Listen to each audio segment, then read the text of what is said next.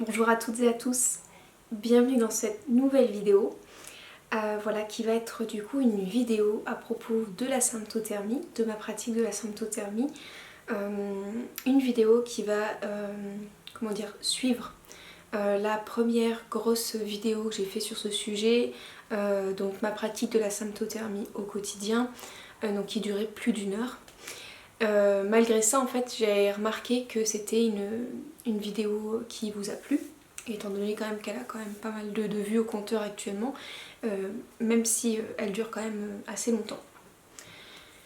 Donc j'ai décidé de faire une vidéo pour actualiser un petit peu ma pratique de la symptothermie, voilà, qui d'année en année quand même évolue. Et donc voilà, j'avais envie de vous parler de ça. Je voulais également, en fait cette vidéo va être plus axée pour les personnes qui pratiquent déjà la symptothermie. C'est pourquoi je vais sûrement l'intituler symptothermie pour les avancées. Voilà, parce que ici en fait je vais pas parler à nouveau des bases de la symptothermie, de ce que c'est que la symptothermie.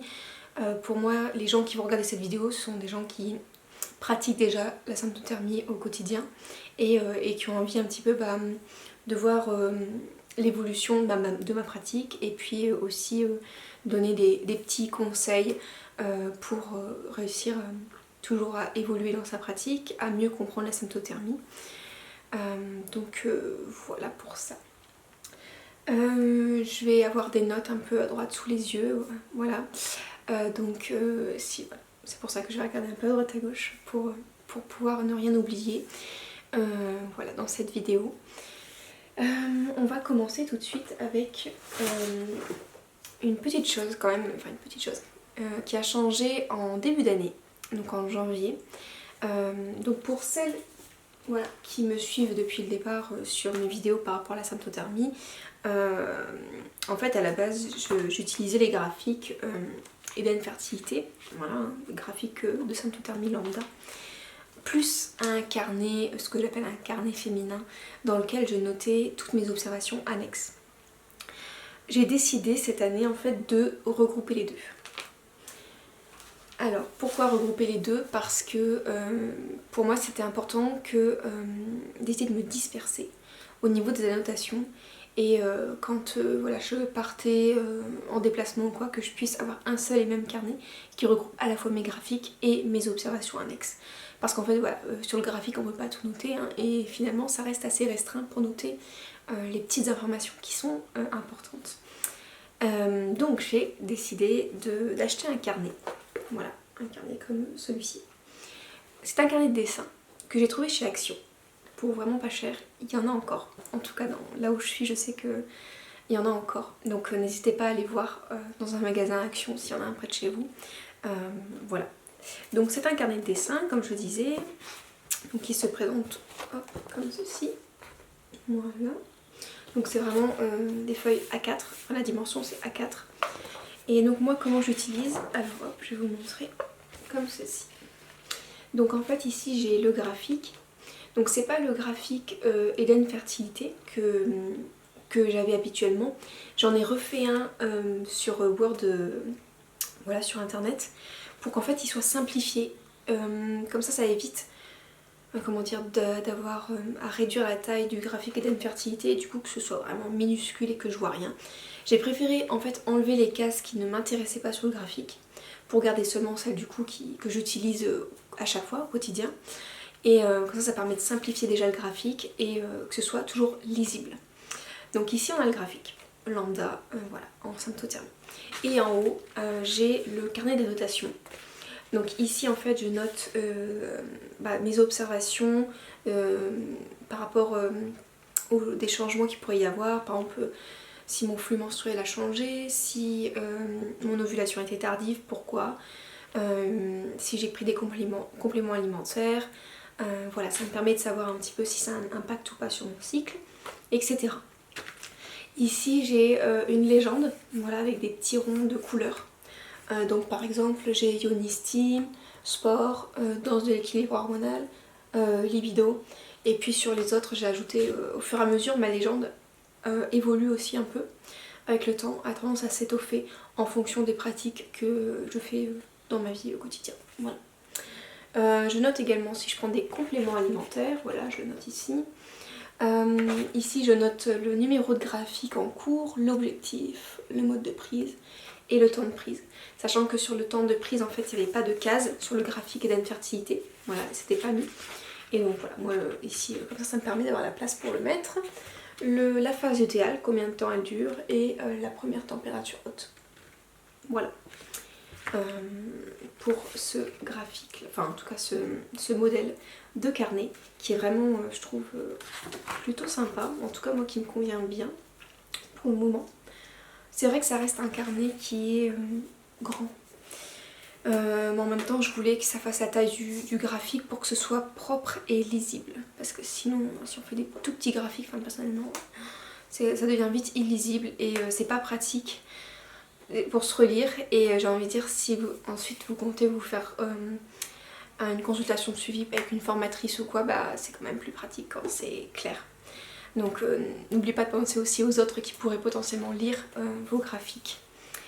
Donc voilà pour ça.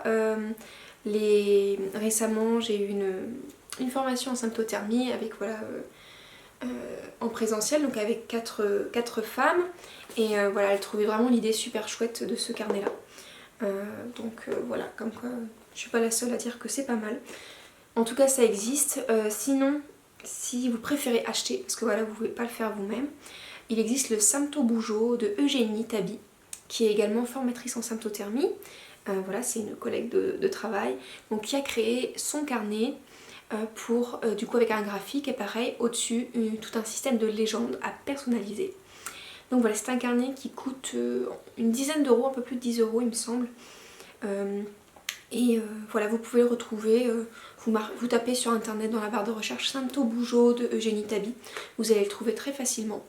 Et donc c'est un petit carnet qui pour le coup est un format un peu plus petit et qui est joliment fait, enfin l'intérieur est vraiment sympa, et au niveau de la couverture, comment dire, vous avez plusieurs styles de couverture différents. Et voilà, donc ça existe. Mais moi personnellement j'ai préféré acheter ça, ça coûte moins cher. Il y a pas mal de pages aussi. Hein. Voilà, parce que comme la pratique, je veux dire, de la symptothermie, c'est quand même... Enfin moi je l'envisage sur le long terme. Voilà, donc ça fait déjà 4 ans.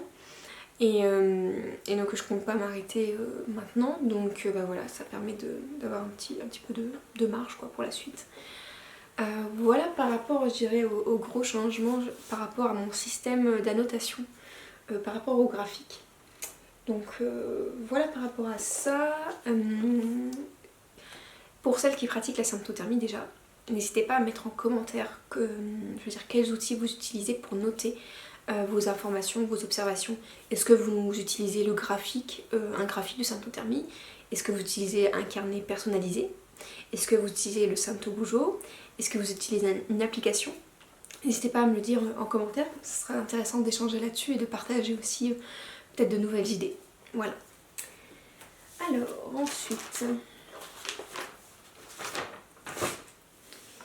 Donc, je voulais vous parler aussi du coup un petit peu, avant de rentrer dans on va dire dans la symptothermie pure, je voulais vous parler aussi d'un petit peu des recherches que je fais autour de la santé féminine, voilà, et du coup directement en lien avec le cycle féminin. Je voulais vous parler... alors, je vais commencer par quoi? Oui, on va commencer par ça. Je vais commencer, donc je vais l'évoquer et je vais détailler un petit peu, mais je pense que je vais en faire une vidéo complètement dédiée par la suite où je pousserai plus dans mon partage, dans mon témoignage par rapport à cette pratique, donc qui est la danse de l'équilibre hormonal. Donc voilà, sur mes graphiques, et même dans mes posts Instagram aussi, je la mets sous l'acronyme de DHE. Non, DEH, voilà. Danse de l'équilibre hormonal. Donc c'est une danse qui vient en fait travailler sur les méridiens, sur le bassin, la colonne vertébrale, les points d'acupuncture. Donc la danse de l'équilibre hormonal en fait ça a été, en tout cas moi je l'apprends grâce à la plateforme en ligne Rite de Femmes, donc qui est une plateforme qui regroupe les connaissances de Marie-Pénélope Pérez, Voilà, donc j'aime vraiment beaucoup le travail. Moi ça fait plusieurs années que je la connais, Marie, et elle a un ouvrage hein, qui est sorti il y a déjà quelques années, Sagesse et pouvoir du cycle féminin, qui est coécrit avec Sarah Maria Leblanc. Voilà, qui est vraiment un très bon livre qui regroupe à la fois l'herboristerie et des mouvements corporels pour le bien-être et la santé des femmes. Voilà. Donc Marie-Pénélope Pérez, elle travaille vraiment sur le corps, dans le corps. Elle allie à la fois l'herboristerie féminine et la médecine traditionnelle chinoise. Voilà, c'est pour ça aussi qu'il va y avoir une stimulation, ou en tout cas un soutien de points d'acupression, stimulation de méridiens aussi à travers différents mouvements. Voilà, donc la danse de l'équilibre hormonal, ça consiste à faire certains mouvements pour venir soutenir le travail de nos hormones. Donc notamment, on va soutenir le travail de l'énergie rein, voilà, le foie, la rate. Oui, voilà, ça ce sont les 3 grands axes vraiment qu'on va venir soutenir pendant notre danse. Donc bien sûr, il y a des mouvements de bassin, voilà. Il y a également des mouvements au niveau de la colonne vertébrale, voilà. Quoi dire d'autre? Donc il y a aussi tous des points d'acupression au niveau des pieds et des jambes pour soutenir le foie et la rate notamment. Voilà, donc c'est une formation qui moi me plaît énormément. Donc j'ai commencé en janvier. Voilà. Donc ça fait déjà un petit moment que je pratique et j'ai vraiment vu des effets vraiment bénéfiques sur mes cycles. Notamment, j'ai souvent des problèmes de tension dans les jambes, dans le sens où ça peut m'arriver à des moments au cours de la journée d'avoir comme si la liaison entre mes jambes et mon bassin était coupée complètement. Et j'ai plus d'énergie dans les jambes et je suis obligée de m'asseoir pour du coup ça prend quelques secondes hein, et après ça revient. Et donc à travers différents questionnements que j'ai pu avoir là-dessus, j'ai pas la réponse exacte, mais il semblerait que ce soit une déficience en énergie de la rate. Ce qui moi me parle dans le sens où j'ai d'autres symptômes qui me font comprendre que potentiellement ma rate serait un peu fatiguée, en tout cas qu'elle fonctionnerait pas au top niveau. Donc voilà, bref. Depuis que je soutiens le foie, la rate, à travers les différentes choses qui sont proposées dans la danse de l'équilibre hormonal, et ben en fait quand je le fais régulièrement, correctement, et ben je vais remarquer que j'ai plus ces problèmes au niveau des jambes en fait, comme si j'avais une coupure d'énergie au niveau des jambes. Ça ne m'arrive plus. Ensuite, ce que j'ai remarqué, c'est par rapport à mon flux menstruel. Donc je pense que j'ai pas à comparer avec d'autres femmes, mais d'après les lectures que j'ai pu avoir, etc., les témoignages, les discussions, je pense que j'ai un flux, en tout cas j'avais un flux menstruel abondant, voire hémorragique à certaines périodes, certains cycles. J'ai longtemps eu, en tout cas sur une période, j'ai eu beaucoup de caillots en une certaine quantité. Et c'était plutôt des gros caillots, c'était pas des petits caillots tout gentils, tout mignons. Donc voilà, je perdais beaucoup de sang. Et en fait, depuis la mise en pratique, donc c'était pas direct, hein, bien sûr, il faut du temps avant d'observer les bienfaits de la danse de l'équilibre hormonal. C'est pas comme ça, c'est pas une pilule magique. Mais au bout de 3 mois, j'ai remarqué que je saignais beaucoup moins. Mon flux menstruel a diminué. Voilà. Et je pense qu'il est devenu, aujourd'hui, je pourrais dire qu'il est normal, entre guillemets. Qu'est-ce que c'est que la normalité? Mais voilà, il est redevenu, il est beaucoup moins abondant qu'avant. Et je pense qu'il rentre plus dans les clous d'un flux menstruel physiologique, voilà, où on perd pas trop de sang non plus. Donc ça, c'était vraiment, vraiment très très bénéfique pour moi. Parce que, ben voilà... je me suis toujours dit que de toute façon ce serait possible de perdre moins de sang parce que voilà, avec ma vision naturopathique, etc., je sais que c'est possible de guérir, de revenir à un état de santé voilà, optimal, trouver un équilibre en fait. Mais je l'avais jamais vraiment expérimenté sur le long terme. Dans le sens où parfois quand je faisais des détoxifications du foie, quand je jeûnais, quand je mangeais mieux, je voyais que ça avait un impact sur mon cycle féminin forcément, et que ça avait aussi un impact sur mes douleurs menstruelles, sur la qualité de mon flux. Mais j'avais du mal à maintenir en fait cette hygiène de vie sur le long terme. Pour le moment c'est un peu compliqué.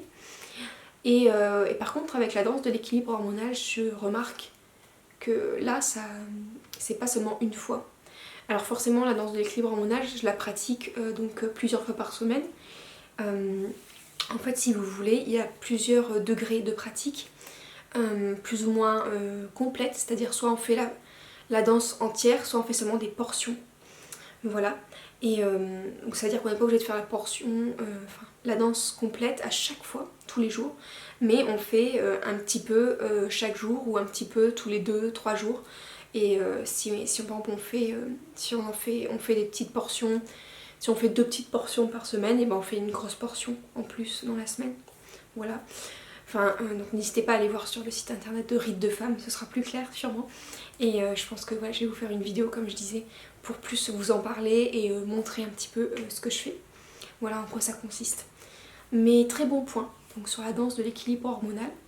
Marie-Pénélope Pérez propose également 2 autres formations sur cette plateforme en ligne. La danse contraceptive que moi j'avais réalisée en stage en présentiel avec elle dans le sud. Et voilà, il y a déjà quelques années. Et ensuite elle propose une autre formation plus complète encore qui s'appelle j'ai oublié, la santé gynécologique, ça doit être ça, quelque chose comme ça. Non, la gynécologie holistique, voilà. Et donc là c'est une formation plus longue que les autres qui regroupe énormément de connaissances donc de Marie. Donc c'est vraiment une très grosse formation que je suis aussi et vraiment qui est très très intéressante. Son point de vue est très intéressant en fait. Et par contre je tiens à préciser que en fait l'approche de Marie-Pénélope Pérez est assez particulière dans le sens où en fait c'est quelqu'un qui est vraiment dans le corps. Et aujourd'hui dans notre manière de vivre actuelle, on est vraiment dans le mental tout le temps. Et du coup en fait Marie c'est quelqu'un qui est dans le corps, du coup qui est vraiment dans la lenteur et dans l'appréciation du mouvement et des ressentis. Et en fait sur le départ ça peut être perturbant dans le sens où souvent en fait nous personnellement quand je vais dans le corps j'y vais mais j'y reste pas spécialement longtemps. Et avec Marie en fait on apprend à aller dans son corps, à s'y sentir bien, à ressentir tout ce qui se passe, est-ce qu'il y a une tension ou pas, et à y rester de plus en plus longtemps. Donc en fait je pense que c'est pour ça que ça convient pas forcément à tout le monde parce que c'est vraiment un apprentissage, le fait de renouer avec son corps. Voilà. Ok, on va passer à la chose suivante. Alors je voulais vous parler aussi, je voulais parler de l'alimentation par rapport au cycle féminin. Donc vraiment axé sur les besoins des femmes qui sont en période fertile. Et là-dessus en fait en France on n'a pas énormément de références au niveau de la littérature. Actuellement on a le livre de La cuisine des lunes de Marjorie Malgras, qui est naturopathe également, et qui est vraiment très chouette, moi je l'aime beaucoup, qui est accessible pour tout le monde, je vous en ai déjà parlé plusieurs fois dans différentes vidéos, je vous en parle aussi pendant les formations en symptothermie.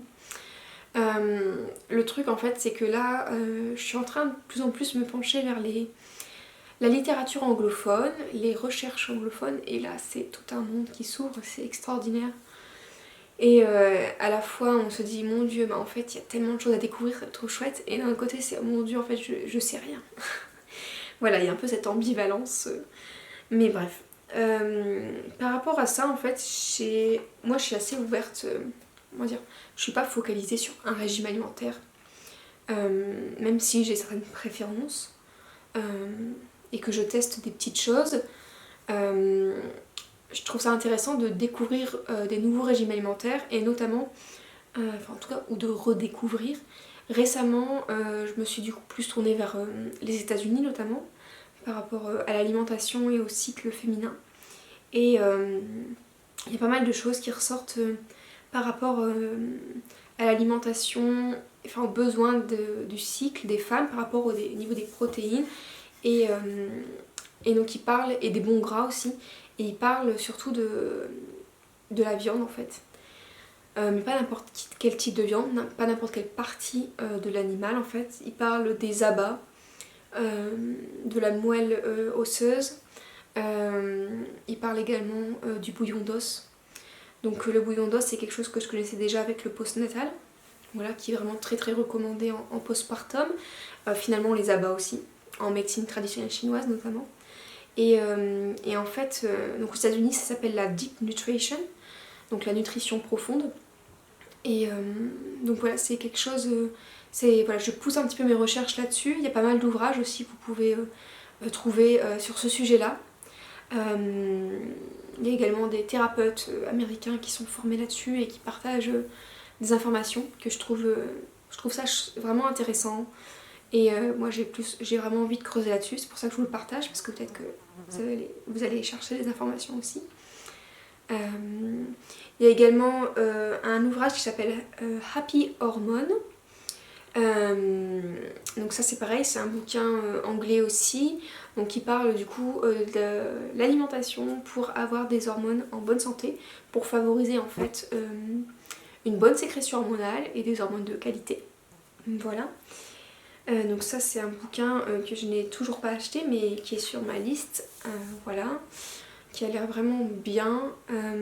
Donc voilà, moi je m'intéresse, voilà, je vous parle de ça parce que en fait souvent on parle, en France on est encore très axé sur le régime sans viande et puis même voire le végétalisme pardon, donc on enlève les œufs, toute protéine animale en fait finalement. Et moi en fait j'ai eu une période comme ça qui n'a pas duré si longtemps que ça en fait finalement, et je me rends compte avec les recherches et la compréhension du cycle féminin, des hormones, de nos gonades en fait et des glandes endocrines, comment elles fonctionnent, je me rends compte qu'on a besoin quand même d'un apport de protéines animales. C'est vraiment... je pense que selon moi c'est important pour le bon fonctionnement général. Ce n'est que mon avis et bien sûr chaque alimentation est à adapter à chaque individu en fait, voilà. L'alimentation est individualisée en fonction de chacun et de chacune, mais je dirais la chose à retenir ici pour moi c'est écoutez-vous. Alors écoutez-vous dans le sens où si vous avez envie d'un Mars, d'un Twix ou de bonbons, ça c'est pas la peine de l'écouter.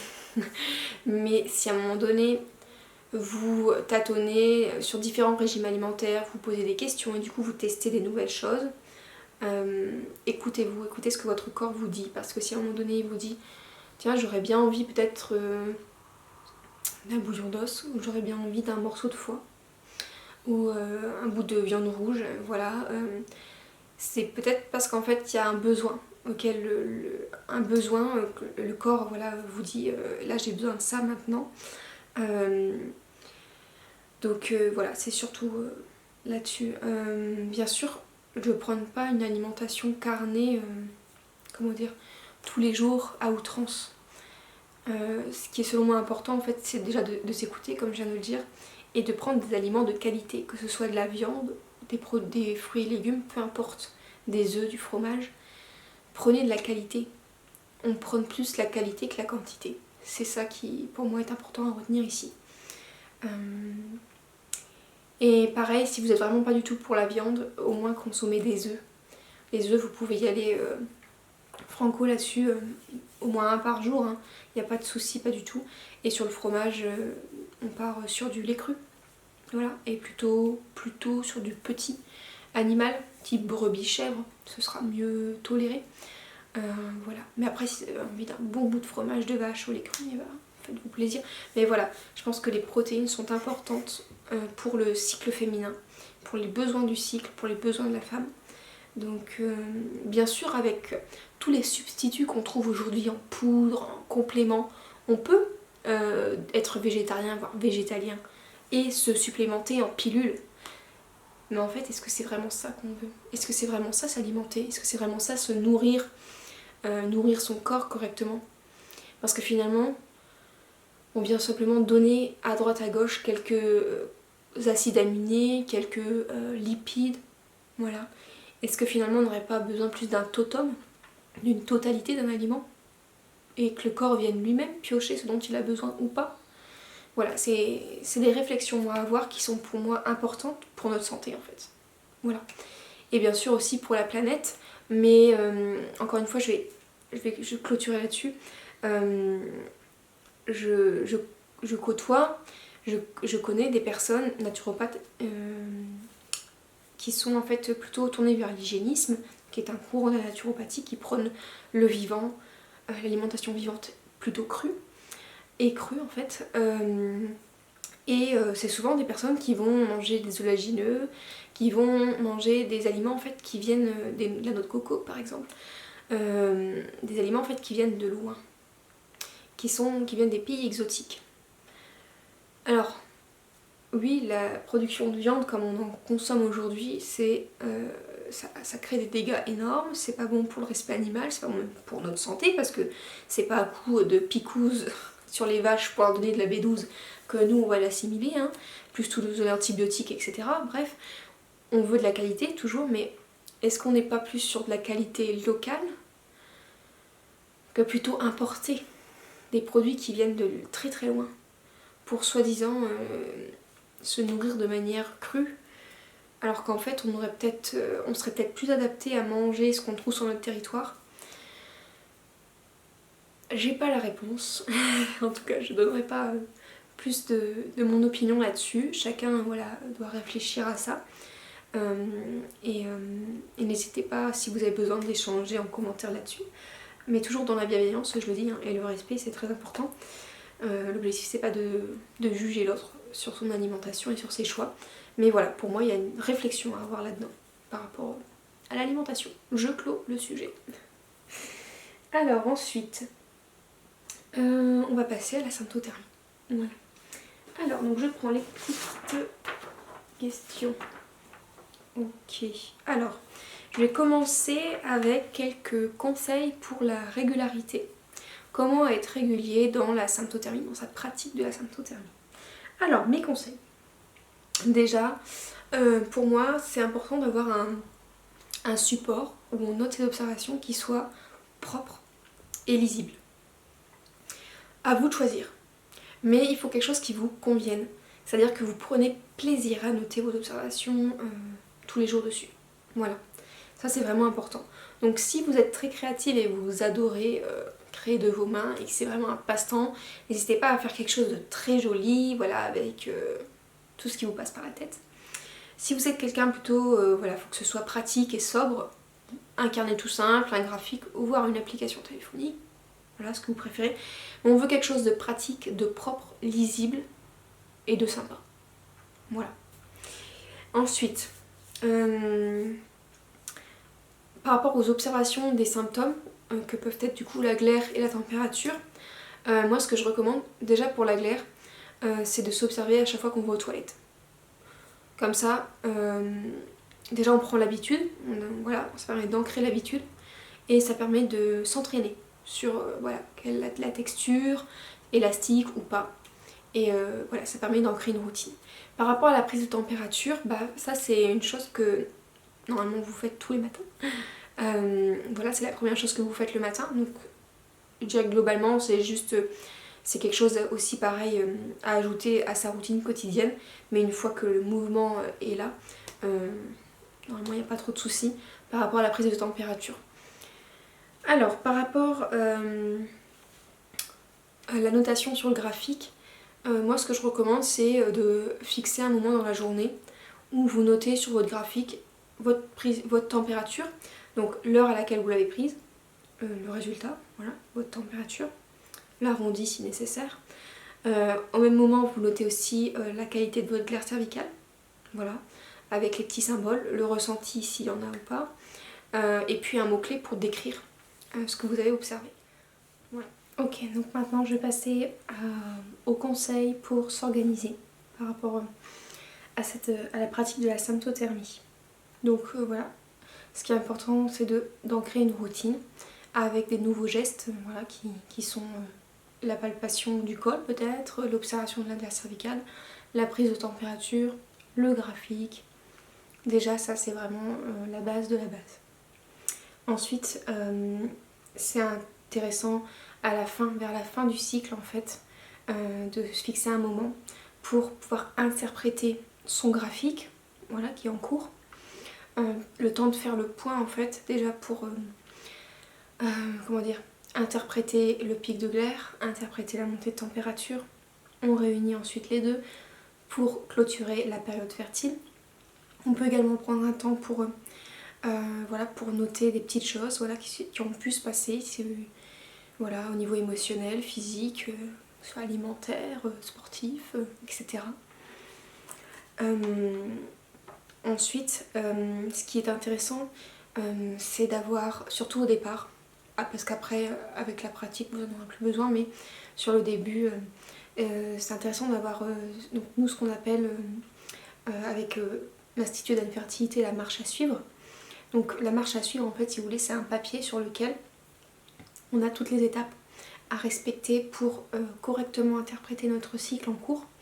En fait, cette marche à suivre est très intéressante dans le sens où elle vous permet de 1. D'interpréter les choses dans le bon ordre, de ne rien oublier, voilà. Et du coup, le troisième point, c'est d'interpréter vraiment globalement et correctement votre cycle en cours, voilà. Ou pas, si jamais du coup vous vous rendez compte qu'il y a quelque chose qui manque ou quelque chose qui ne va pas, ça vous permet vraiment d'interpréter correctement votre cycle. Ensuite, ce que je trouve pertinent, moi, même si par exemple vous ne souhaitez pas vous former auprès d'une formatrice en symptothermie, mais que voilà, vous souhaitez plutôt acheter les livres sans e-plan, voilà, pour vous former seul. Ce que je trouve pertinent, c'est au moins d'avoir au moins une consultation de suivi avec une formatrice pour faire le point, pour voir en fait si vous avez compris ce que vous faites, voilà. Et ça permet de faire le point avec la professionnelle, de voir si vous observez correctement, si vous annotez correctement votre graphique, et pour terminer, si vous interprétez correctement celui-ci. Ensuite, le fait d'avoir une formatrice aussi, ça permet parfois de... Celle-ci, en fait, elle a quand même une certaine expérience, et ça permet parfois de déceler parfois des potentiels déséquilibres, en tout cas par exemple de comprendre, bah tiens, pourquoi j'ai des spottings ici, pourquoi mes températures elles sont très basses, pourquoi ici ma phase lutéale elle est courte, est-ce qu'elle est courte en fait, parce que peut-être que en fait, vous le savez pas, mais peut-être que votre phase lutéale est courte. Ah bah peut-être que je savais pas, mais apparemment j'ai un flux menstruel abondant, ou alors j'ai des règles qui durent très longtemps, trop longtemps. Voilà, ça permet d'échanger en fait avec une professionnelle du cycle féminin et d'avoir en fait un œil un peu, je dirais presque expert sur vos graphiques. Voilà. Donc 3 choses à retenir ici. Par rapport que ce soit la régularité ou l'observation, ce qui est vraiment important de retenir, c'est que dans un premier temps, on s'attarde sur l'observation. L'observation des symptômes, ok ? Ensuite, une fois qu'on a bien observé, on va les annoter sur le graphique correctement, proprement. Et enfin, on va les interpréter. Voilà, ça c'est les 3 points à retenir. Alors maintenant, on va passer aux petites choses, justement par rapport à la pratique pour les avancées. Voilà, les petits détails que parfois on ne comprend pas très bien. Voilà, j'ai essayé d'y répondre ici, sachant que, pour tout vous dire avec franchise, quand je fais des formations, la formation complète en symptothermie, c'est à peu près, je dirais, 7-8 heures de formation au moins. Voilà, pour la première et deuxième partie. Donc voilà, c'est peut-être pas en une seule vidéo que vous allez malheureusement tout comprendre. Voilà ce que je vais vous dire aujourd'hui. En tout cas, ça va être un début. On va tenter. Alors, l'une des questions qui revient à chaque fois quand je fais des formations, et elle arrive très rapidement, à tel point qu'en fait j'y réponds mais plutôt vers la fin de la formation habituellement, mais c'est vraiment une question qui perturbe les clientes souvent. C'est la question du grand D et du petit d. Qu'est-ce que c'est que le grand D et le petit d sur les graphiques? À quoi ça correspond? Alors, le grand D et le petit d. Donc on va commencer avec le grand. Donc grand D, c'est le jour d'Oring modifié. Donc d'Oring, ça vient du nom de l'homme qui l'a mis en place. Voilà. Donc le grand D en fait il signale le début de la période fertile.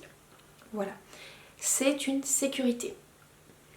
C'est-à-dire que ce grand D, par exemple, pour les personnes qui commencent la symptothermie, sur les 12 premiers graphiques, ce grand D va se placer au jour 6. À une exception près, si vous avez des cycles courts. Donc ce que j'entends des cycles courts, c'est des cycles de moins de 26 jours. Voilà. Alors, on va prendre le cas, donc vous avez des cycles plutôt moyens à longs. Donc le grand D va toujours se placer au jour 6. En fait, donc sur votre graphique, vous allez le placer, donc dans la case adaptée, vous avez grand D, petit d, pic plus 1, 2, 3 pour le pic de glaire. Et en fait, donc ce grand D va se placer au jour 6 à chaque fois, pendant vos 12 premiers graphiques au moins. Et ça va ouvrir votre fenêtre de fertilité, c'est-à-dire qu'à partir du jour 6, vous commencez à observer votre glaire, votre col si vous le faites, mais c'est facultatif, je le rappelle, et vous commencez à prendre votre température. Et vous vous protégez lors des rapports sexuels s'il y a. Ça c'est vraiment important à retenir, à savoir, ce grand D en fait, il peut, comment dire, c'est une sécurité pour démarrer la période fertile, voilà. Par contre, à savoir que votre période fertile peut commencer avant le jour 6. En fait, si vous voulez, imaginons que vous avez 4 jours de règles. Voilà. Et puis, dès le jour 5, vous voyez apparaître de la glaire cervicale. Et même, vous vous sentez humide. Et bien en fait, le grand D, lui, reste au jour 6. Mais par contre, votre fenêtre de fertilité s'ouvre au jour 5. C'est-à-dire qu'en fait, dès que vous observez ou vous ressentez de la glaire, toute glaire est fertile. En symptothermie, c'est comme ça qu'on l'entend. Voilà. Donc toute glaire est à considérer comme fertile, c'est-à-dire que dès qu'on voit de la glaire ou qu'on ressent humide, mouillé, et ben on se considère fertile. Voilà. Et donc on va ouvrir du coup notre fenêtre de fertilité avec un grand trait vertical que je ne vais pas détailler ici parce que ce serait trop complexe. Mais à retenir que le grand D se place au jour 6 pour les 12 premiers graphiques d'une praticienne en symptothermie. Ensuite, ce grand D va pouvoir bouger, évoluer en fonction, j'ai envie de dire en fait, de vos 12 premiers graphiques. Vous allez faire en fait, vous allez prendre regardez en fait votre première montée de température sur vos 12 graphiques. Et vous allez prendre la plus précoce. Donc imaginons que votre première montée de température la plus précoce ce soit au jour 15. Vous allez faire 15 moins 8, ce qui vous donne 7. Voilà. Donc ça veut dire que votre grand D va être placé au jour 7, dorénavant. Ok ? Ce grand D est voué peut-être encore à évoluer. C'est à vous en fait d'observer plus ou moins la précocité de votre première montée de température. Ensuite on va parler du petit D. Donc le petit D c'est le jour d'O-ring modifié sur le cycle en cours. Voilà. Donc le petit D c'est vraiment, on fait son calcul sur le cycle en cours, pas pour les cycles prochains, etc. C'est vraiment là maintenant, tout de suite. Qu'est-ce qui se passe dans ce cycle? Donc le petit D en fait, ça va permettre de réellement fixer la période où vous auriez pu tomber enceinte, potentiellement s'il y avait des rapports sexuels non protégés. Ok? Alors, ce petit D, comment il se calcule?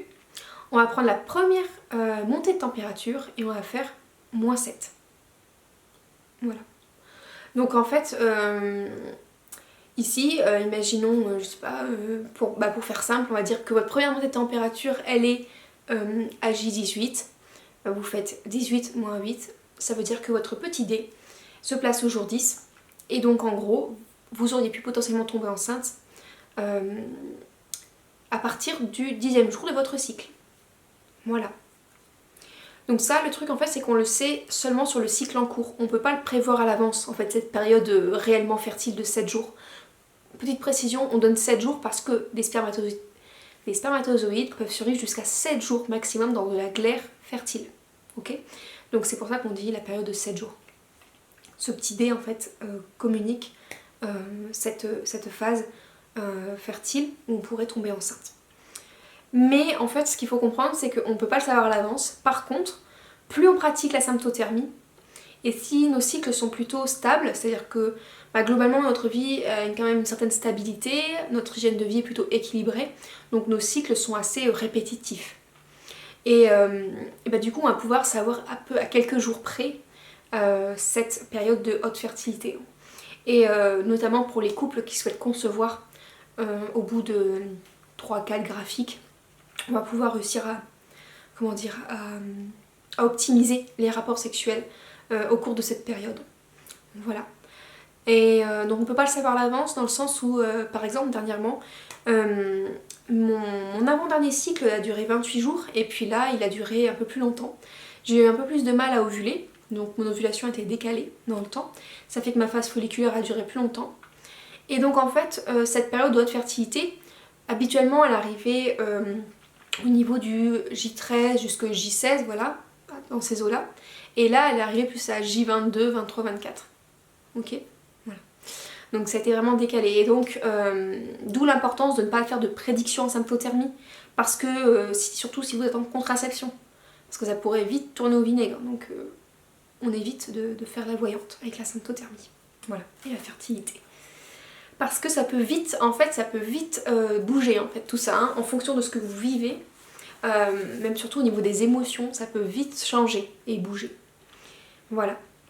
Ensuite, je vais vous parler justement du pic de glaire plus 1, 2, 3. Donc c'est le P plus 1, 2, 3 qu'on retrouve dans la même case que le grand D et le petit D. Donc ça en fait c'est pour faire l'interprétation de la glaire cervicale. Donc l'interprétation de la glaire cervicale, il y a la règle principale et une exception à celle-ci. Donc je vais vous donner la règle principale, que vous pouvez tout à fait retrouver dans le manuel Sensiplan, hein, tout est mis dedans, je n'invente rien. Ou après auprès d'une formatrice pour se former auprès d'une professionnelle. Voilà. Donc cette règle principale est la suivante. On va placer le pic de glaire le dernier jour le plus fertile de notre cycle. Le dernier plus beau jour de la glaire cervicale et du ressenti. Voilà. Et ensuite on a 3 jours qui suivent le grand P majuscule pour vraiment clôturer ce pic de glaire. C'est-à-dire que sur les 3 jours, on va devoir observer une dégradation, voire une disparition de la glaire cervicale et du ressenti. Voilà. La règle pour le pic de glaire, où est-ce qu'on le place? Le dernier jour le plus fertile, le dernier plus beau jour de glaire cervicale. Et pas en plein milieu, comme souvent on peut... Les femmes qui sont avec moi souvent au départ elles voudraient le mettre en plein milieu, mais non, c'est vraiment le dernier jour la plus belle qualité de glaire. Voilà. Par rapport à l'interprétation de la glaire cervicale et de la température, ce qu'il faut bien comprendre et retenir et le faire, l'appliquer, c'est qu'on interprète individuellement la glaire de la température. Au départ, on les interprète toutes seules. La glaire, la température. Et ensuite, on va les réunir ensemble pour clôturer notre fenêtre de fertilité. Et on va prendre le facteur le plus tardif pour fermer notre fenêtre de fertilité. C'est-à-dire que, prenons, souvent en fait la glaire et la montée de température sont à 1 ou 2 jours d'intervalle, elles sont décalées. Elles sont rarement, enfin ça reste quand même plutôt rare, même si ça arrive hein, bien sûr, mais que la montée de température et le pic de glaire soient vraiment coordonnés au jour le jour. Donc c'est-à-dire que parfois vous allez avoir un facteur un symptôme qui va être un petit peu plus tardif que l'autre. Et donc c'est celui-ci qu'on va prendre en dernier. Pourquoi? Parce que pour plus de fiabilité, notamment en contraception. Voilà. L'objectif c'est de ne pas tomber enceinte ici, donc on sécurise un maximum. Donc si c'est votre température qui arrive en dernier, et ben c'est du coup après cette montée de température qu'on va vraiment clôturer la fenêtre de fertilité. Voilà. Alors, ce qui est important aussi de savoir par rapport à ce pic de glaire et à cette montée de température, c'est qu'il faut même s'ils ont 1 ou 2 jours de décalage, il faut quand même qu'ils soient à peu près coordonnés. C'est-à-dire que si vous avez votre pic de glaire et votre montée de température et qu'il y a, je sais pas moi, 10 jours de décalage entre les deux, il y a un problème. Il y a quelque chose qui va pas, c'est pas normal. Ok? Il faut qu'ils soient coordonnés à quelques jours près. Voilà, il faut que ce soit plausible au niveau de la fertilité. Alors, On va voir ensemble comment repérer cette fameuse première montée de température sur un graphique. Voilà, ce qui est pas forcément simple au départ.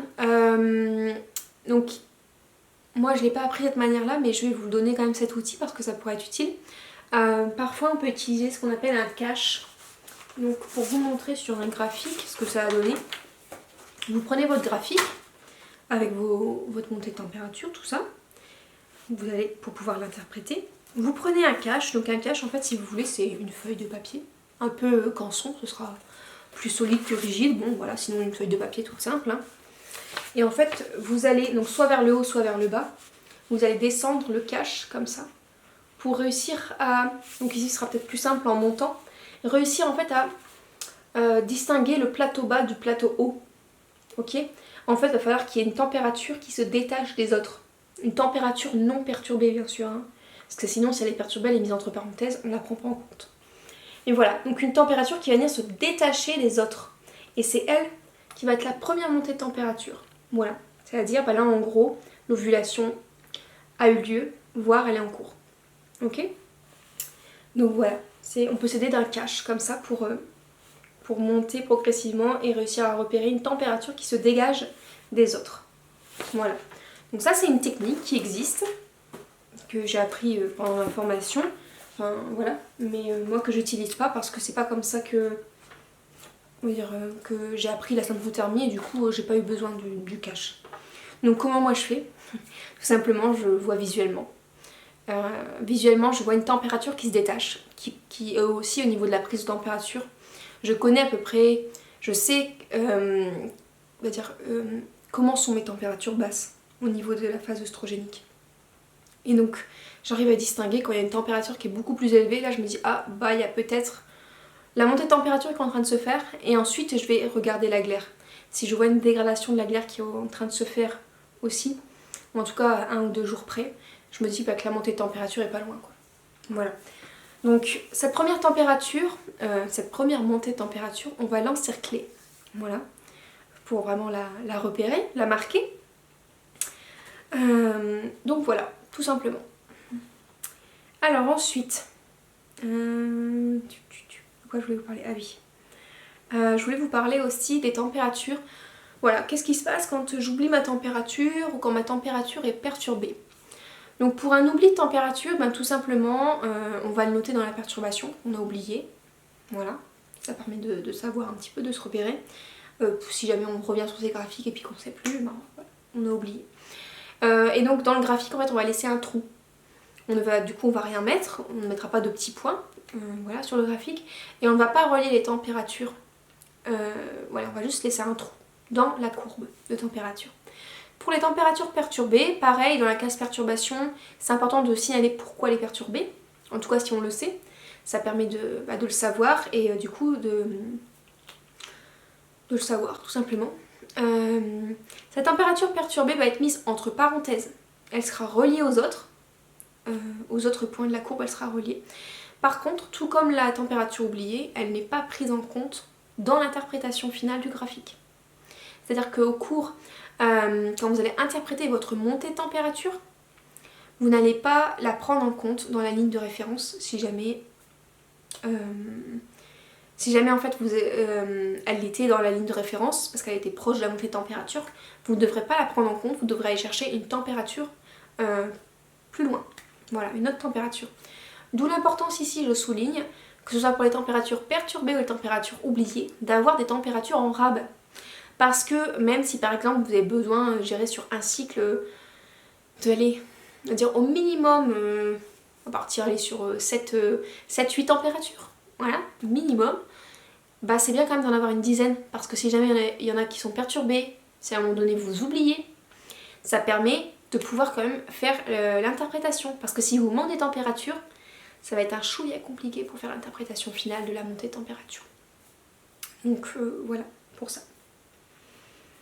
Alors, et pour clôturer cette vidéo, je voulais vous parler des petits changements qu'on peut observer à travers ces cycles. Voilà.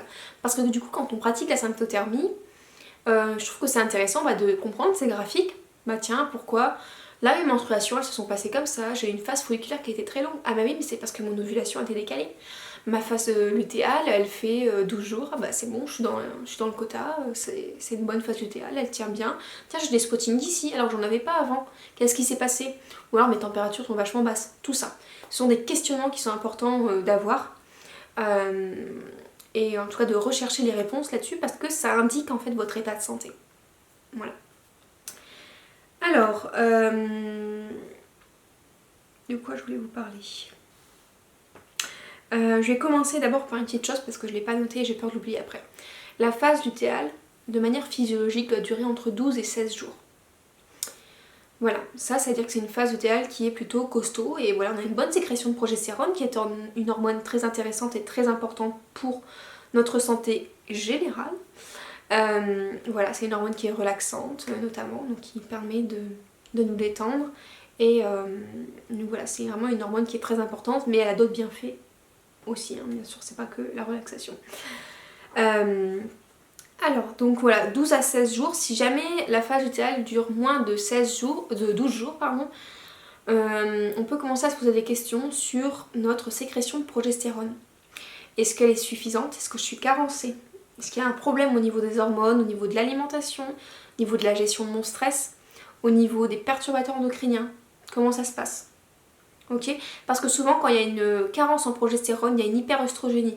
C'est-à-dire qu'il y a trop de sécrétion œstrogénique, trop de sécrétion ou alors une remise en circulation des œstrogènes.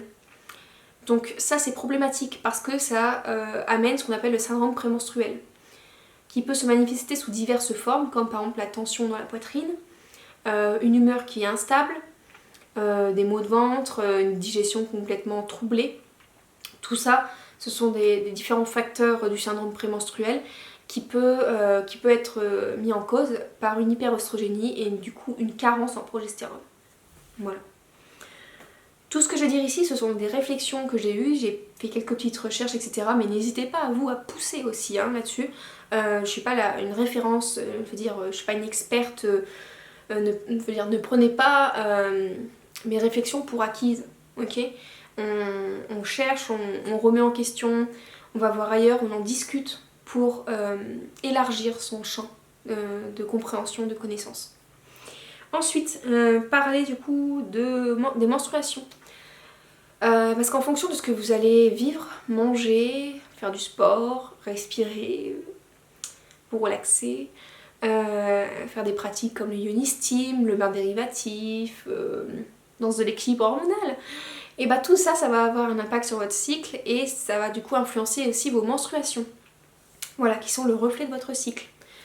Donc c'est important de regarder son flux menstruel. Quelle couleur il a? Est-ce qu'il est bien rouge? Ok, est-ce que c'est un sang qui est oxygéné? Ou est-ce que c'est un sang qui est plutôt marron, voire noir, du coup qui est oxydé?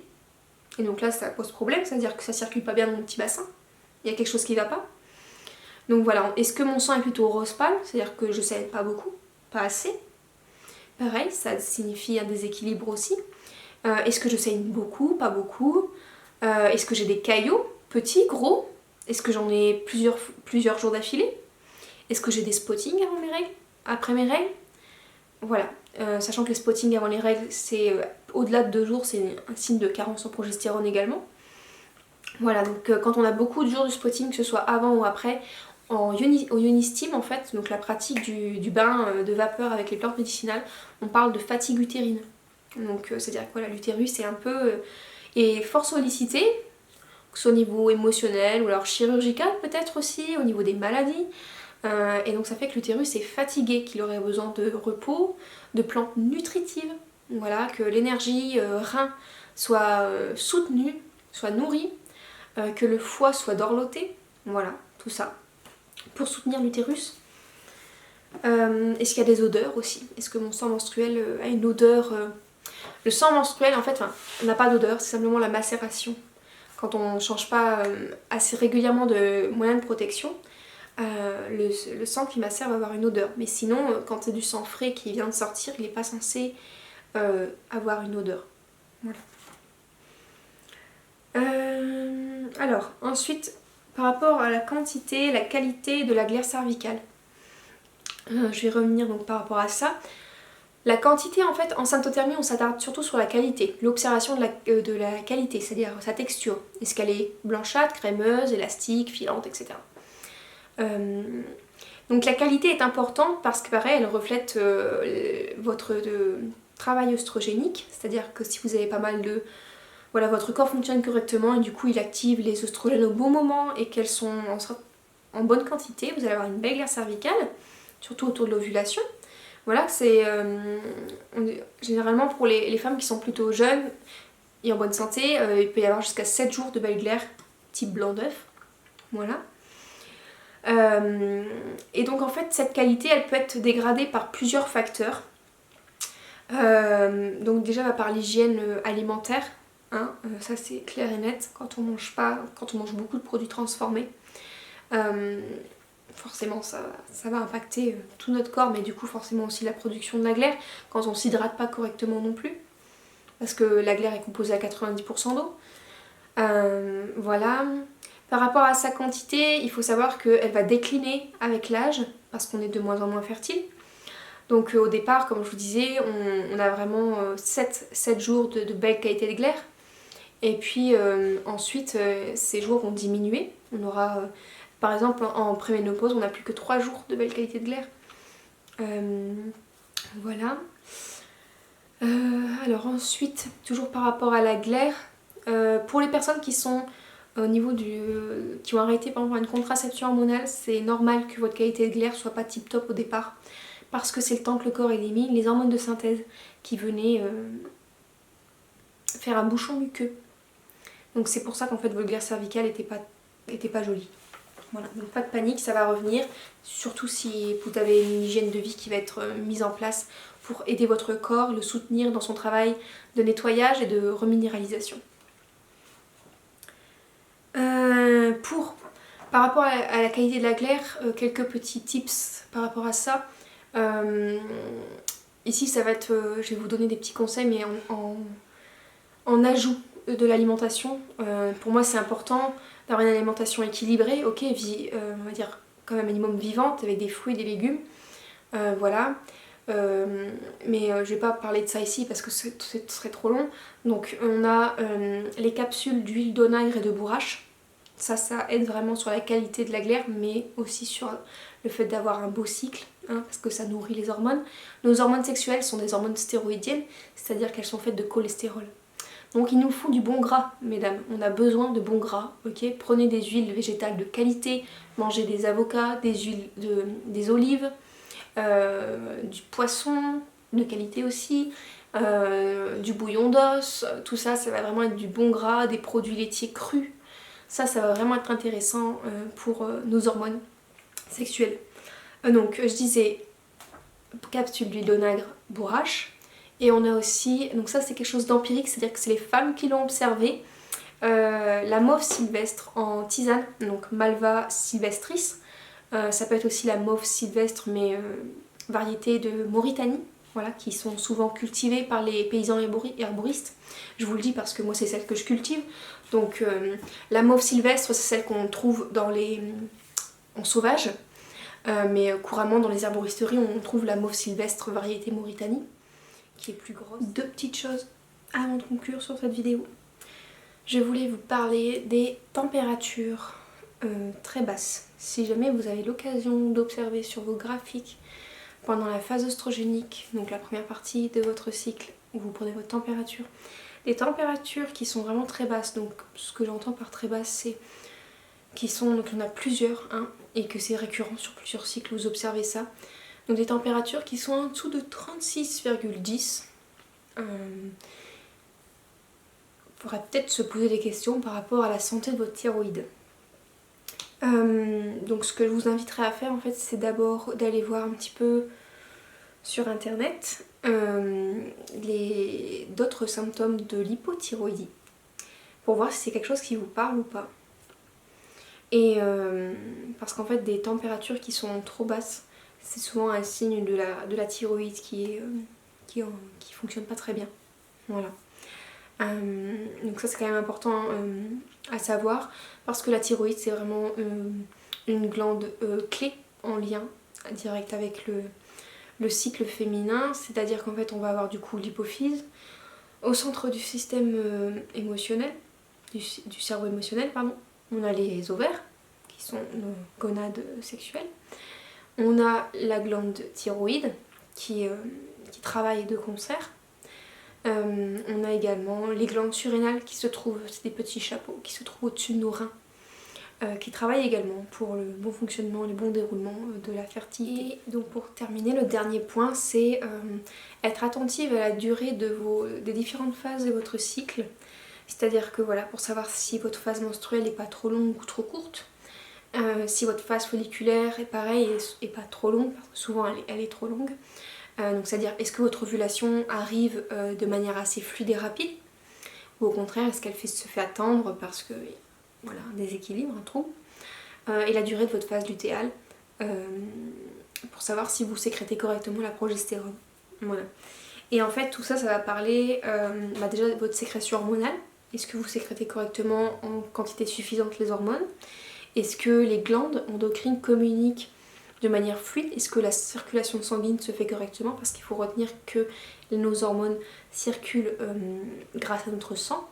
Donc si on a un sang qui est encrassé, qui est épais, bah du coup les informations ne circulent pas très vite. Et donc ça met du temps à réagir. Donc voilà. Aussi, je voulais vous parler du coup de l'importance de l'ovulation.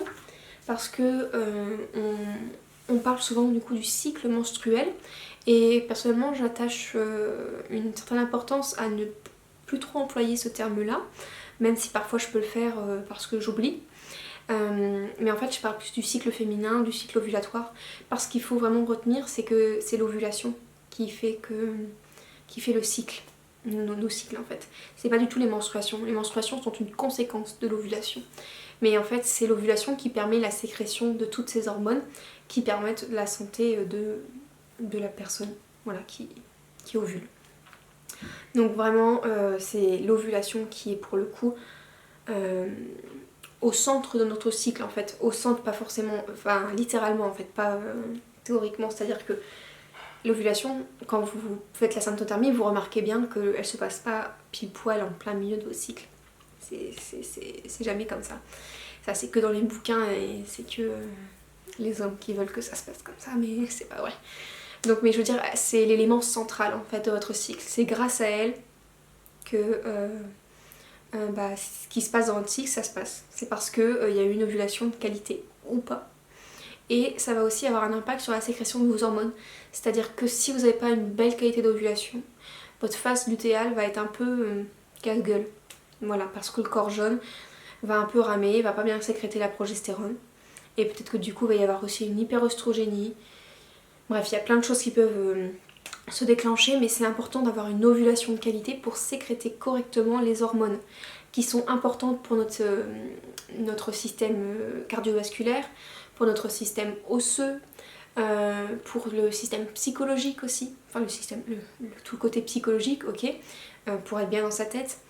Entre autres, voilà, nos hormones nous servent à tout ça, mais c'est pas fait que pour faire des enfants. L'ovulation ne sert pas que à faire des enfants. Elle nous permet de sécréter des hormones qui ont des rôles multiples dans notre corps. Et donc c'est pourquoi je parle plus de cycle féminin ou de cycle ovulatoire que de cycle menstruel. Voilà, pour la petite mise au point là-dessus. Écoutez, cette vidéo est terminée. Je vais voir au montage si elle va pas être trop longue, j'espère pas trop. Mais bon, il y a quand même pas mal de choses à partager quand même depuis la vidéo précédente sur ce sujet-là, donc qui date d'il y a plus d'1 an maintenant. Et 1 an ou 2 ans, je sais plus. Bref, et voilà, je voulais partager un petit peu l'évolution de ma pratique. Et puis aussi des recherches que j'ai pu faire, des découvertes, pour vous pousser aussi à vous-même prendre en main votre santé et titiller un petit peu votre curiosité et votre envie de comprendre votre cycle pour aller chercher les informations. Voilà pour ça. Si jamais vous avez des questions, n'hésitez pas à les mettre en commentaire toujours, voilà, pour que je puisse y répondre et que tout le monde puisse bénéficier de cette réponse, de ce partage de connaissances ou de découvertes en tout cas. Et bien écoutez, je vous souhaite une belle avancer dans cette méthode de la symptothermie, dans cette pratique. Voilà, j'espère qu'elle sera longue, en tout cas voilà, si vous le souhaitez, que ça se passera bien, comme pour moi, ça se passe très bien. Et puis bah moi je vous embrasse et je vous dis à bientôt dans une prochaine vidéo.